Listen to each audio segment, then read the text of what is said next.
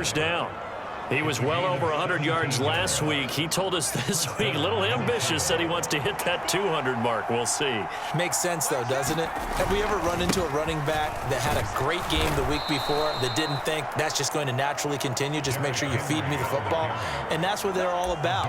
Continuity, rhythm, number of carries. Just keep giving it to him. 8 yards the gain on that last run. Here's second and a couple. Out of the gun. They'll look to throw. That's complete to Justin Jefferson. And the tackle going to be made at the 38. The Vikings at 6-1 now through 7 weeks of the season. And they coming on a pretty good roll here. Winners of 3 straight. And I thought that they played pretty well last week. Their execution, their discipline, their resilience, all on display in that victory.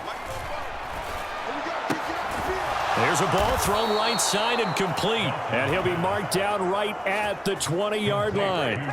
That catch in his career is number 662, and that's significant because it ties him with Hall of Famer Ozzie Newsome. Yeah, who was a wide receiver at Alabama before he transitioned in the NFL. And we're seeing similar attributes here because the ability to play inside, outside, flex out, he can catch it from any position and turn it into a big play. Now he's got his eyes on 700. The run only got a yard. Here's 2nd and 9. Looking to throw. Dawson. This one brought in by Jefferson. Down he goes at the 10 with a solid pickup of 8. And he's already got 2 catches on the opening drive. They know he's going to be a handful. And sometimes you game plan for that offensively. You want to make sure that guy touches the ball, and sometimes it just happens naturally. And then you change your game plan. When he has the hot hand, you keep going back to him because he's running routes with confidence as the game goes on. Give him a gain of 4, able to convert, and that sets up 1st and goal now. Had a chance to maybe limit them to 3 if they could have gotten that stop there, but a new set of downs. And with a new set of downs, you got to take the mentality of the whole thing. Right now, everyone's looking at the offense and saying they've got the advantage. The best defenses just say, okay, new set of downs, gives us another chance to make a play ourselves and maybe change things up.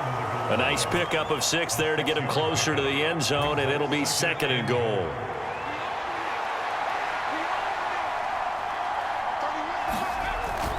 Back to throw. Dawson. And it's caught in the end zone for the Viking touchdown by Justin Jefferson. A great effort there.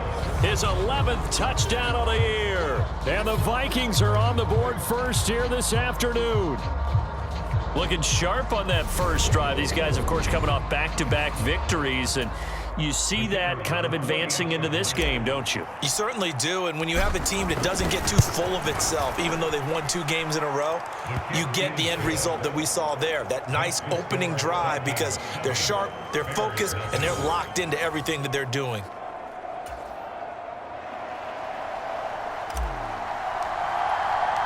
Out is the kickoff unit as they run up and send this one away. And this will not be brought out. It's a touchback. So here are the Bears now for their opening drive. They'll be led out by a first-round pick back in 2021 from Ohio State. It's Justin Fields. Fields and the Bears now with a 1st and 10 at their 25-yard line. Now it's Fields. And this is taken in by Darnell Mooney. And he gets this one just shy of the 40. They'll mark him down at the 39. So from the 39 now, they'll come up on a 1st and 10. Back to throw. Fields. And he will find his man on the end route. Complete. And they're going to get this to about the 44-yard line. I think when they look at their offense, they think to themselves, weapons everywhere, and they want to move the ball around. They want to spread it to different people, but you absolutely know they want to get this man involved as well, and that's what they just did on that play. And he's going to get stopped up quickly. Give him a yard down to the 43. Here's 2nd and 9, just a yard on that last run. Again, they'll go ground with Montgomery. 2 runs in a row, but only 2 yards to show for it. Now, you and I, partner, we got the plum assignment this week. An unbeaten team against a 1-loss team. Really not much separating these two entering play here today. Not much at all, and I think for both coaches, they've looked at their team and said, guys, you got to know what you're getting into in this one, and you better be ready to go because you get to answer the big question of the day. Are we as good as we think we are? We're about to find out. Now we've got a field goal coming up here for Chicago. From the right hash, this from 53. And that one's not going to get there. Not enough juice. An ambitious effort, but it's well short. And this will stay at a 7-point game. NFL kickers nowadays, they make things look so easy because normally from this range, about 2 out of 3. And this is not an easy kick. Yeah, 20 years ago, you get where he was in that 50 range, maybe a little over. And it's a big kick, but now we just, if they leave it short, you're like, whoa, what happened? And that's what we have here. Yeah, you're right. 20 years ago, we were saying run some more plays and get closer. Now we think they're definitely within range, and you're exactly right. When it comes up short, there has to be something that went wrong because they have plenty of leg. To throw on second down, Dawson. Complete. Jefferson the target. And they'll get him down on the other side of midfield. Well, this defense, Charles, really played well in that win a week ago. And no matter what's done throughout a ball game, it always comes back to blocking and tackling. That's the essence of football. But I think it's hard for people to understand just how difficult it is to tackle, especially open field. Very few missed tackles on tape that I saw last game.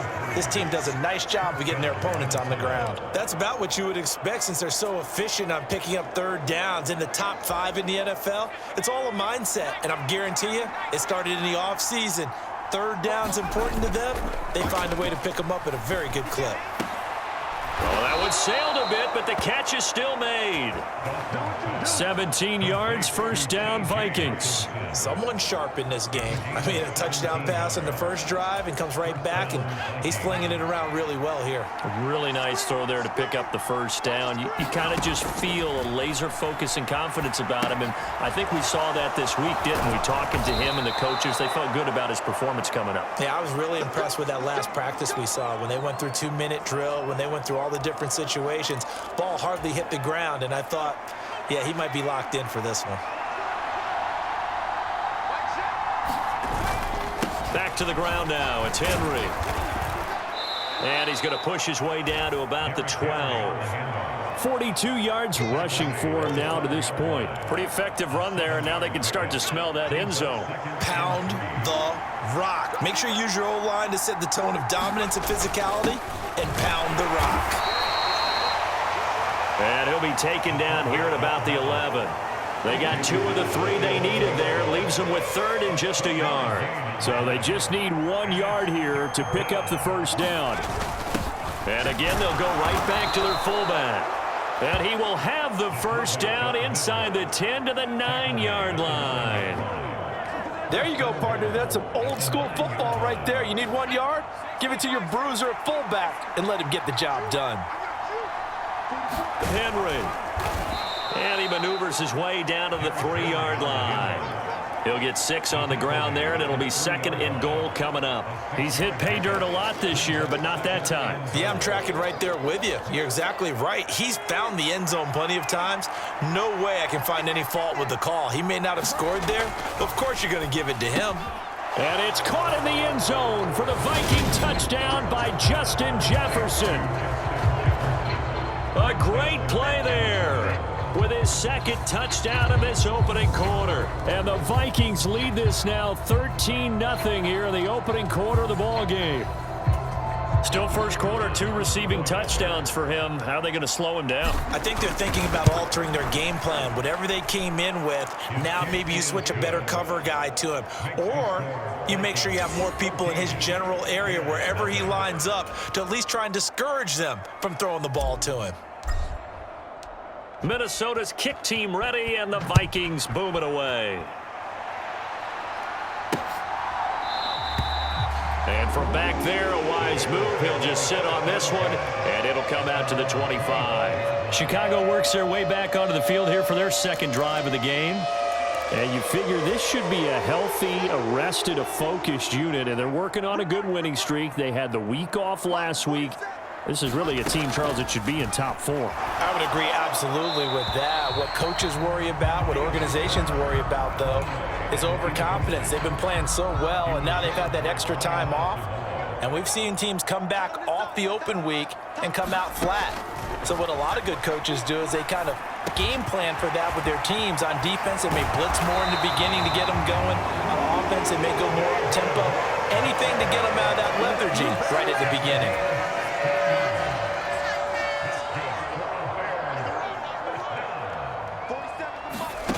Fields on first down. And he's going to have to eat this one as down he goes. And Daniil Hunter, he's the one who gets in there and brings him down to the ground. So after the sack, here's 2nd and 14. Fields now to throw. That's into the hands of Donovan Peoples-Jones. And a 5-yard gain gets him to the 42. An extra defender in the secondary for the Vikings here on 3rd down. Here's Fields. He's going to loft one deep left side here. And that will be incomplete. Well, they weren't scared to let it fly, but it falls to the ground and brings up 4th down. On 4th down, on is Logan Cook to punt.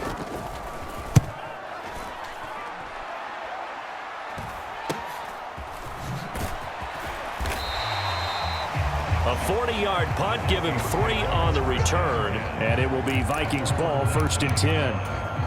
And now this offense comes back out onto the field. It has been about as perfect of a start to this game as these guys could have asked for, Charles. They've scored on their first 2 drives. They still haven't given anything up on the other side of the ball, so they can already make this a 3-score game here if they can come away with points on this drive. Yeah, they're almost pushing them to the brink, aren't they, partner? Almost to the point now where it's a loss of words for me, which I know would excite all of our viewers, but you're just not supposed to see that type of dominance so quickly in a game like this. Everything they've done has been working so far. Offense, defense, you name it, it's going well for them. 22 yards on the catch and run, a 1st down. So many times in my career I've heard coaches talk about completions are one thing, but as long as we're there at the catch and we get guys on the ground, we can live with that. But if you're going to give up 10, 12, 15 yards after the catch, then your defense is going to be in a lot of trouble. It's a pickup of 4, and it'll bring up 2nd down.